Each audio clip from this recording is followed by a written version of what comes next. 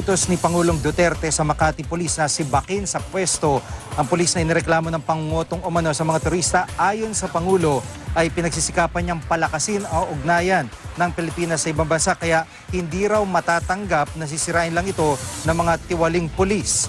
Huwag din umanong magpapakasiguro ng nasabing pulis na porket armado at may ranggo ay hindi na siya pwedeng parusahan. Bukod dito, ipinatatanggal din niya sa pwesto ang isa umanong tiwaling tauhan ng Bureau of Customs.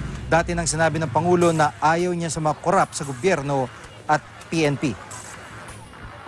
I have heard two desponding reports about the Makati Police na nangungutong dyan sa mga turista. Hirap na nga ako pupunta ng ibang bayan, walang tulog at nakikiusap doon ng tulong nila at nasanay mapalago natin ang ating trade relations. Itong mga pulis na ito, you better stop or I will stop you. You interpret it the way you like.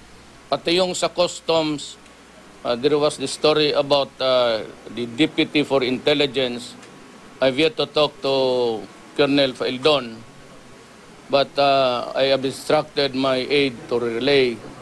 I want him suspended out immediately. Suspended and out Kasunod ng mga immediately. payag ng Pangulo, kinumpirma ng Bureau of Customs na isang opisyal nila ang tinanggal na sa pwesto. Siya ang OIC ng Customs Enforcement Group na si Attorney Arnel Alcaraz. Ayon kay Attorney Mandy Anderson, Chief of Staff ng Customs Commissioner, napag-alamang may kinakaharap na kaso sa NBI itong si Alcaraz.